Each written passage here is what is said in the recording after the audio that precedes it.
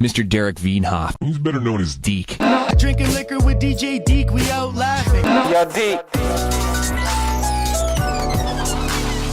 Welcome back to the show, ladies and gentlemen. And this is Deek, your host, and I'm here today with Tania Israel. Tania, welcome to the show. Thank you so much. I'm delighted to be here. And you are an author and a professor. You're professor of counseling psychology at University of California, Santa Barbara. And your book you've authored is called Beyond Your Bubble: How to Connect Across the Political Divide. That's right. So interesting title for interesting times. So first, can you tell us a bit more about your academic background and how you got interested in this topic? Absolutely. So my background is in counseling psychology. And so when there's a problem, I don't just want to know more about the problem. I want to know how to help people with it. So my research for the last 25 years has actually been about LGBTQ psychology and interventions to support LGBTQ folks. And this work that I do on dialogue across political lines also started a long time ago. It just wasn't always the focus. I started by bringing together pro-choice and pro-life people to have dialogue with each other back in the 90s. And then this work on LGBTQ stuff has also brought me into challenging conversations. I've done training for law enforcement, done conversations around religion and sexual orientation conflicts. And then after the 2016 election, it was clear that we were having trouble bridging the divide in our country. And so I turned my attention back to this and started by creating something that I call the flowchart that will resolve all political conflict in our country, because I'm optimistic like that. But, spoiler alert, it has not actually resolved all political conflict in our country yet.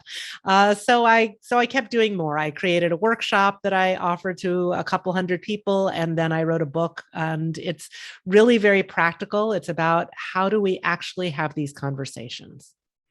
Now, what can we say about like an overview of the history of sort of divide? Like, we hear this notion that things are getting more and more divided every day and polarization is increasing.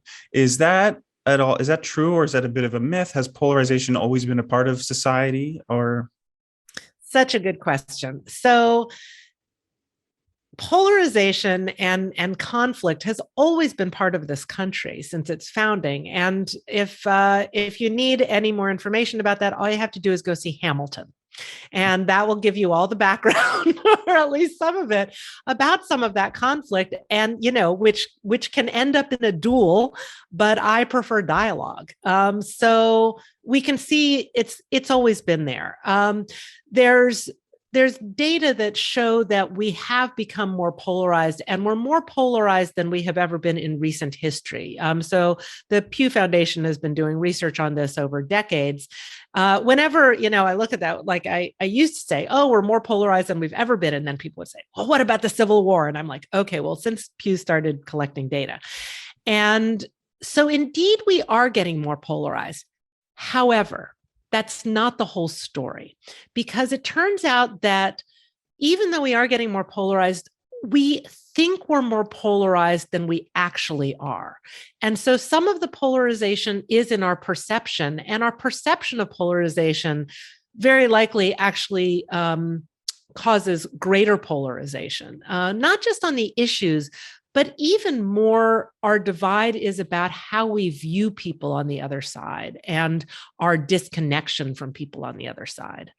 Right. So I think in some of your writing, you've mentioned that, for example, the research shows that people, say, on the left will perceive people on the right side of the aisle as further right than they may be, and vice versa, where in reality, most people are maybe center right or center left, and there's perhaps larger voices on some of the fringes of the political aisles that maybe influences our thinking that way. Is that the case? Exactly. So there's some great research by this group, More in Common, and they looked at, where are people in terms of their values, their voting behavior, all kinds of things, and found that indeed there are people on the extremes on both the left and the right. And then there's more traditional Republicans and Democrats. But most people fall into what they called the exhausted majority. And these are the people who are in the middle in terms of the issues.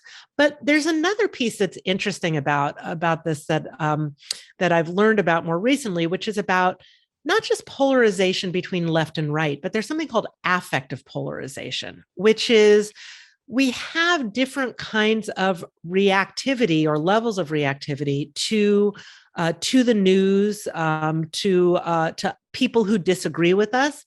And the people on the extremes in left and right tend to be more activated affectively. So in terms of their emotions, they tend to be the news junkies, the people who are really in depth into it and who are posting on social media and all of that.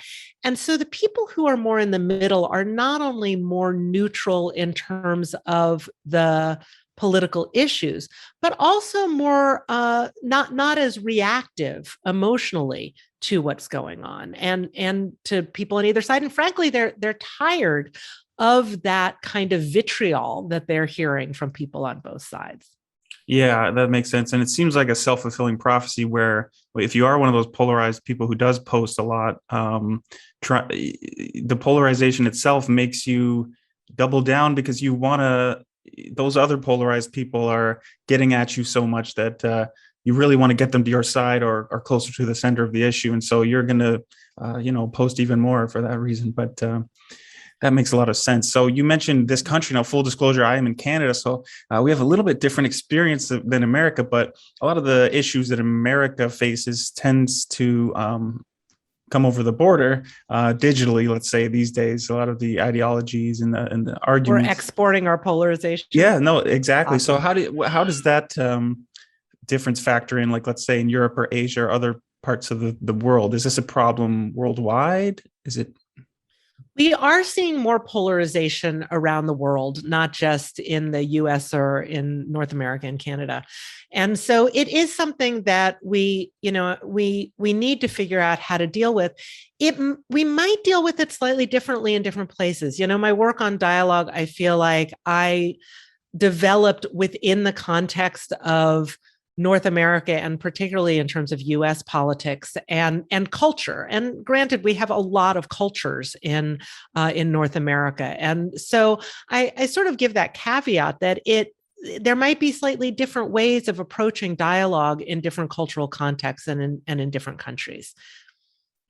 So we know some of the hot topic issues are, like you mentioned, pro-choice or abortion issues. There's, of course, vaccines have become politicized today's era. So in your writings also, you've mentioned that trust is one of the biggest factors, not always just shouting at the other person and providing them information that you think will change their mind, but rather what is the trust factor between you and that person? What is the relationship? So how can you describe that? We know, let's say someone is pro-vaccine and they know someone that's anti-vaccine. They might just want to throw links at them, throw information. So what is the trust factor? How does it come into play? Wow. So many questions right there. That's great. It really gets at what's distressing people these days about the divide. So let's talk about vaccines specifically. I actually just posted an article on Medium because people have been asking me, like, what am I supposed to do? And people are so frustrated. So the first thing is that, and I'm hearing a lot of frustration. There's frustration on both sides. So I would say people who aren't vaccinated are hearing a lot of they're sort of getting bombarded by people who want them to get vaccinated and are pushing them to get vaccinated. And also who don't seem to care very much about hearing where they're coming from and maybe why they're not vaccinated. And so it's sort of coming from a bombardment, but not actual warmth and connection place. And so the thing we know about people and their behavior is that that's not going to change behavior. Telling people what to do, telling them that they're selfish, telling them that they're stupid is not ever a good way to try to bring somebody around to your point of view on anything. Just everyone take note. That's just generalizable. And I'm also hearing frustration on the part of people who want to encourage other people to get vaccinated. And they're like, I've got research data here that I can share. I'm looking at this and I'm trying to share this with people. And I'm worried about them, and I'm worried about, people I care about, and I'm worried about myself. And it seems frustrating, like I can't seem to get them to get vaccinated. So the first thing is to recognize that people who aren't vaccinated, they're not necessarily anti-vaxxers. Mm-hmm. This is where we're likely to see people as the most extreme version of the other side. And so I think the first thing that we do is, we don't treat everyone who's not vaccinated as an anti-vaxxer. And then we care about them, we express that we care.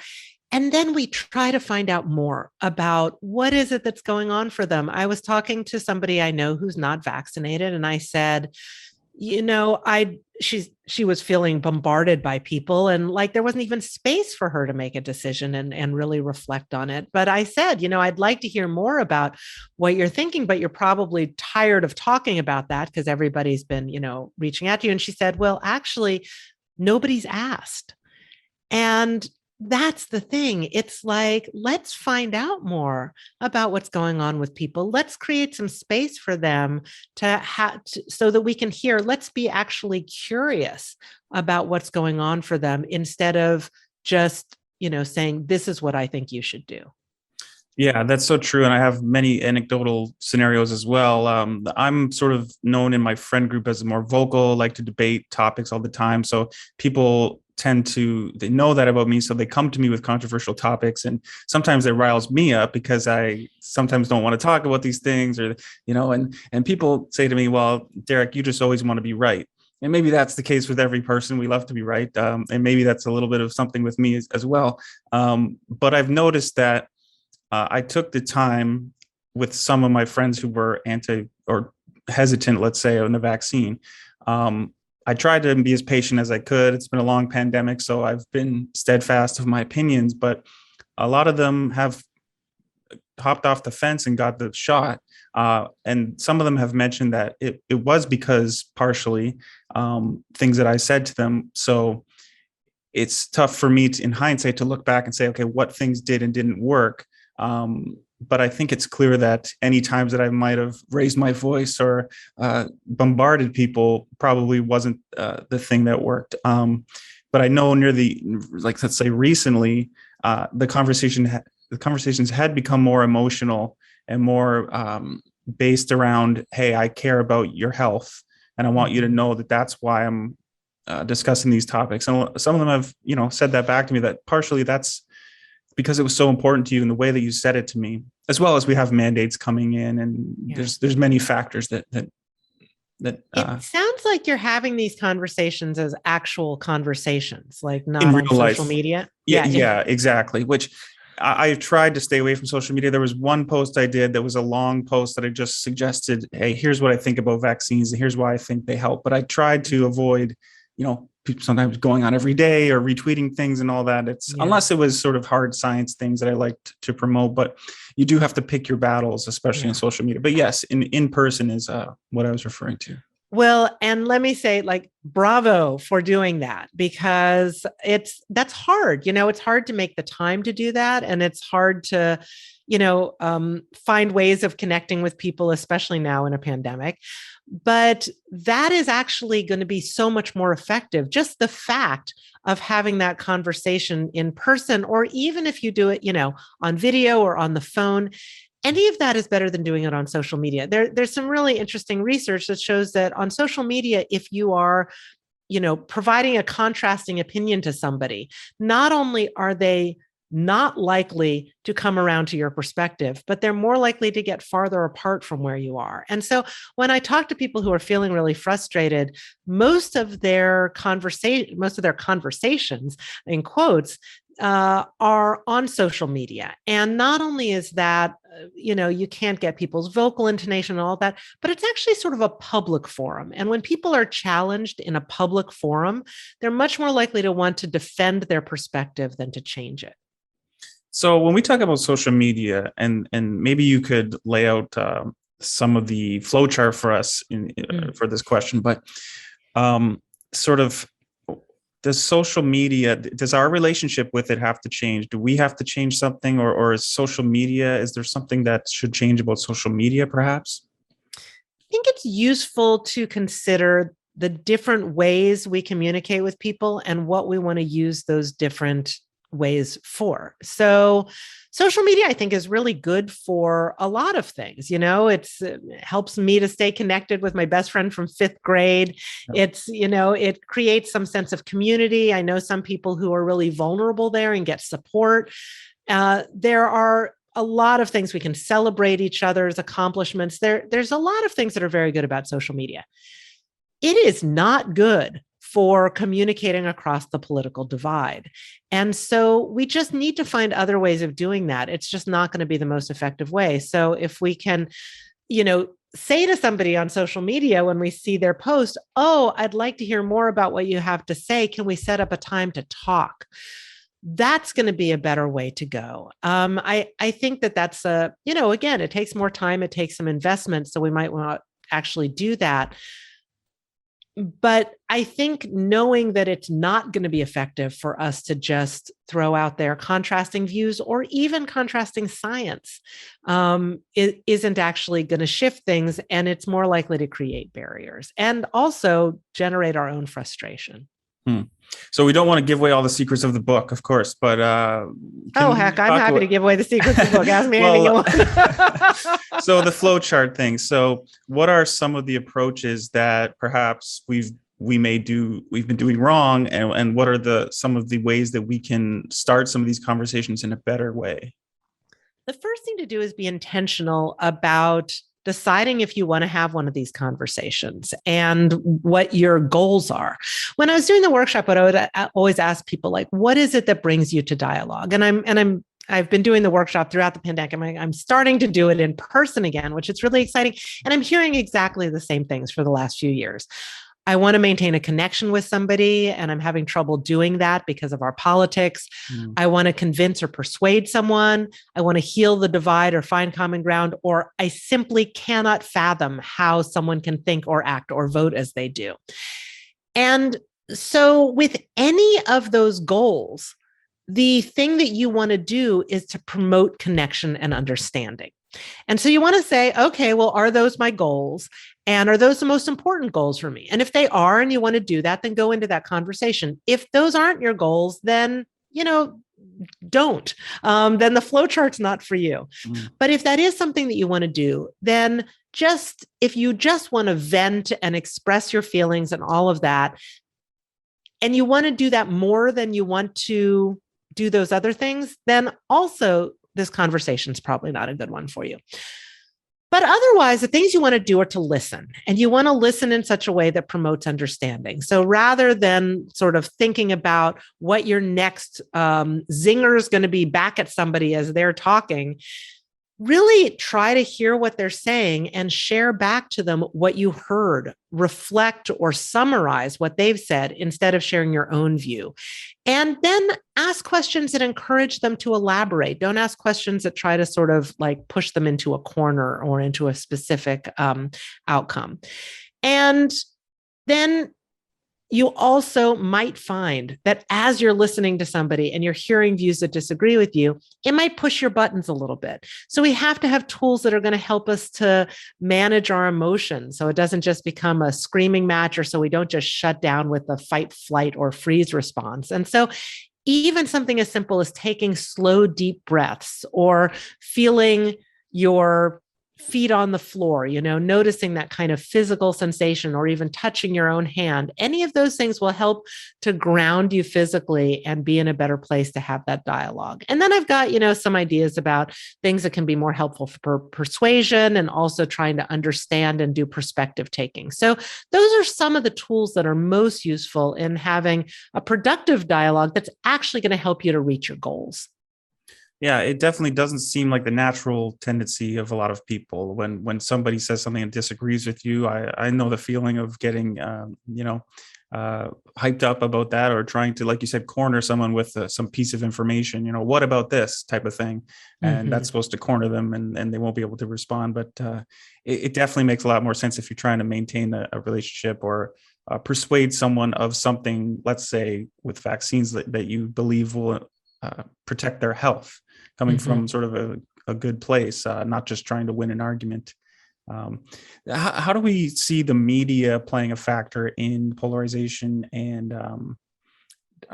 discourse? In some of your writings, I've noticed that you've mentioned the media can exacerbate some of these things. Sure. And the media is doing a couple of things. The media is reflecting some of the things that are going on in our divide. But they're also exacerbating it. So when we watch TV and we see people, as representatives from different sides of an issue, they're usually the people who are more extreme and sometimes who are more emotionally engaged in it. And that in some ways makes for more for TV or for radio, that's going to draw people in more because we're interested in conflict. I mean, it's the same thing in, TV series, that people want to, you've got to have some kind of conflict. But when that's all that we're seeing, it reinforces that idea that people are only the extremes.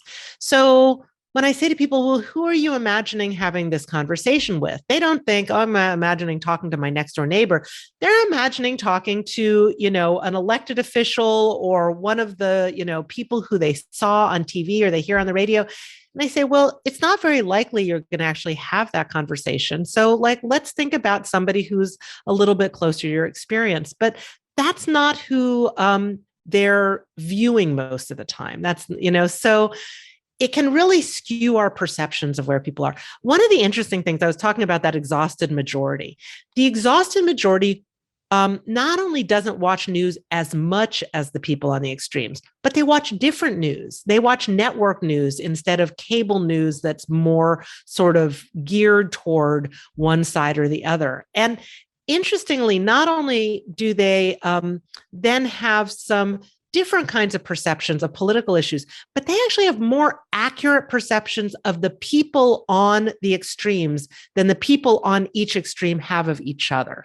So there's something about the sort of not taking in so much news and taking in news from a more neutral source that maybe helps people to have clearer views of the whole range of people.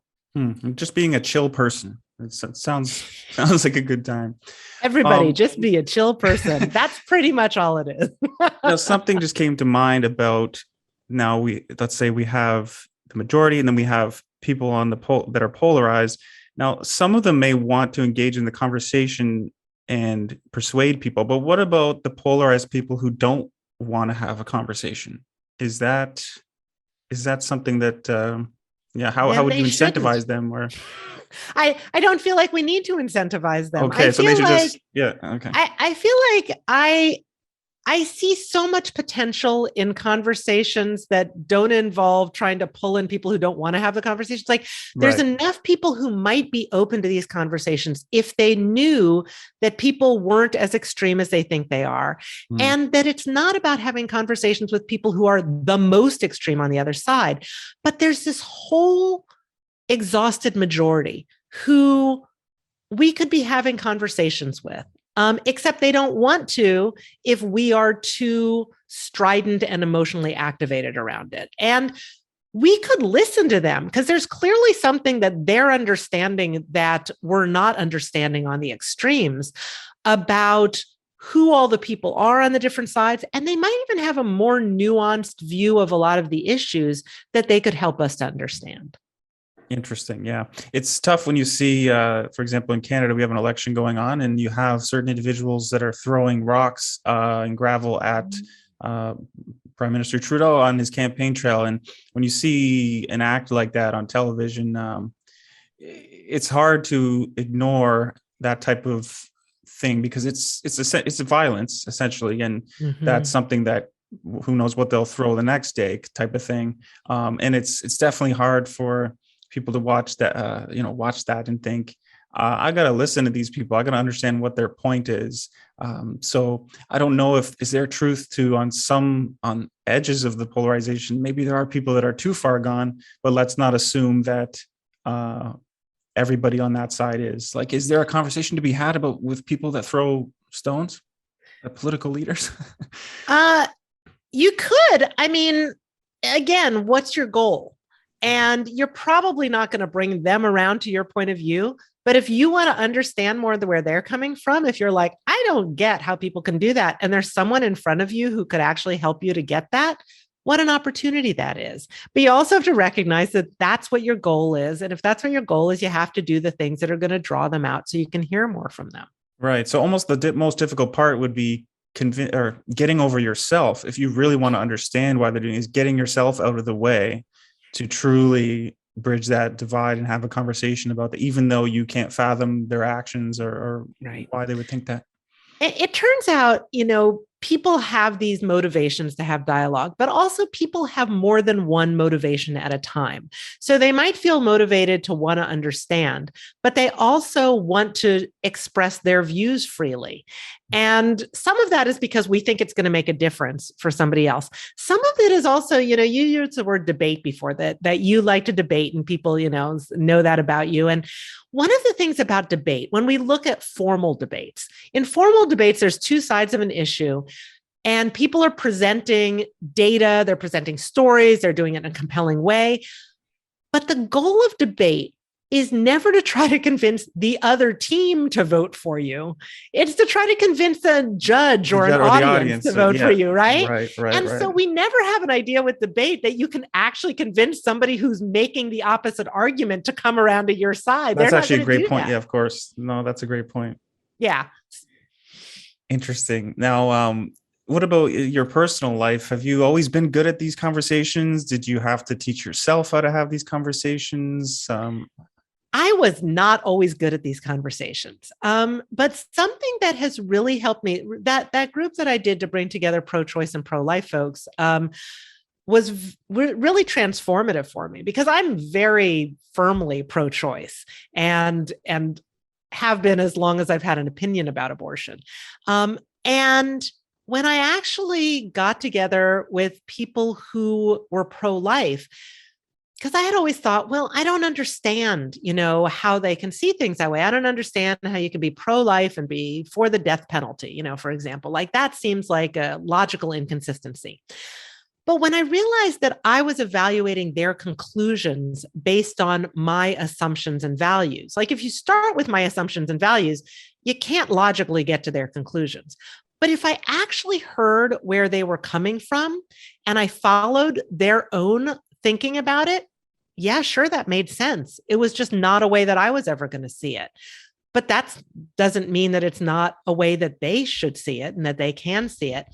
And it humanized people on the other side for me. They weren't just the people who are outside clinics protesting. They weren't just people who were, shooting abortion providers. Most people are not doing those things. Most pro-life people are not doing those things. And it was really helpful for me to know more about where other people were coming from. Because if I treat anyone who's pro-life as if they are somebody who's outside the clinic protesting, then one, they're going to feel misunderstood and stereotyped by me. And they're going to be right about that. I am misunderstanding them and stereotyping them. I got to a place of what we sometimes call intellectual humility, of recognizing that even though I have strong and very deeply held values, I can still be curious about and respectful of somebody else's views.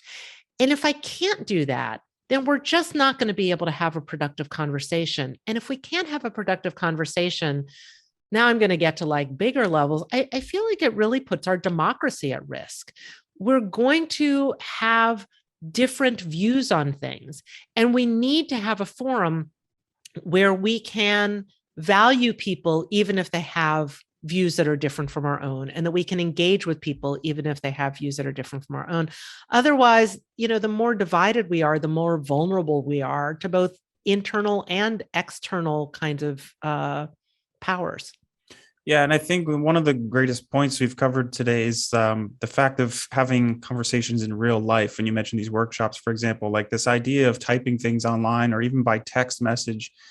It takes too much away from our human communication. And if somehow we could have more of these conversations in real life, I think that would be beneficial. This pro-choice and pro-life debate has been going on for a long time, of course, and it's so true what you say about understanding the other side, because if you have the values of, let's say, a Christian, somebody of the Christian religion that believes in the spirit and their idea of conception, well, to them it makes perfect sense to every baby that's conceived should be born. And if you're putting a stop to that, you're ending a life.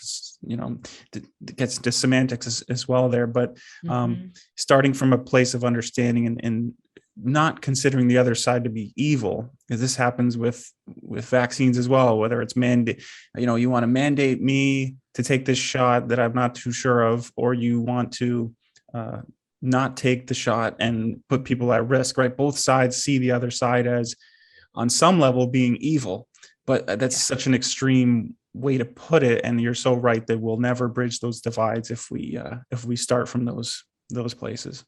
Absolutely. And there's some interesting work in moral foundations theory that says that people on the left and right all have morals, but we just have different priorities in terms of our morals. And so that also says that if we're trying to convince somebody of something based on our own moral framework, that's not the right framework. We've got to work from where somebody else is and what their values are. And their values are, like if we just go in there putting down their values, that's just not going to get us anywhere. And it's not going to help us to understand more. I feel like sometimes this lack of understanding has become a badge of honor. Like, I can't understand how people can do that. Like I feel proud of myself for not understanding. Right.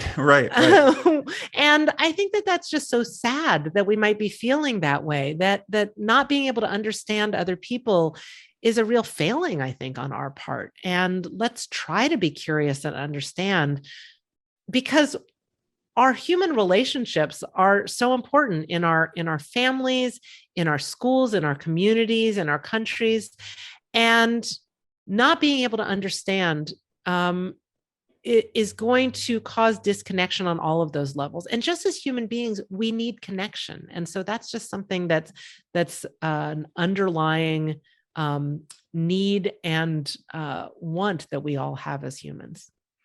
Well, it's definitely interesting stuff, and it's very positive and optimistic subjects because we're going to need this bridging of these divides in the future utopia that we're hopefully traveling towards.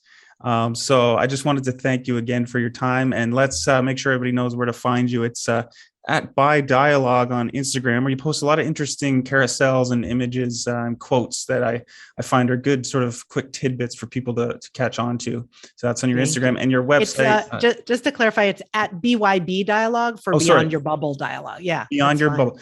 BYB Dialogue. That's right. Mm-hmm. And your website? TaniaIsrael.com. Right. And anywhere else people should be directed to? You're on Medium as well. So you have some articles. I'm on Medium. I'm on LinkedIn. And if you go to the website, you can view and download a copy of the flowchart. And, that's all you're going to need. I'm going to make the flowchart my wallpaper for a while. I'll see if I can't absorb it into my brain. Fantastic. Okay. Thanks again for your time and all the best. Thank you so much.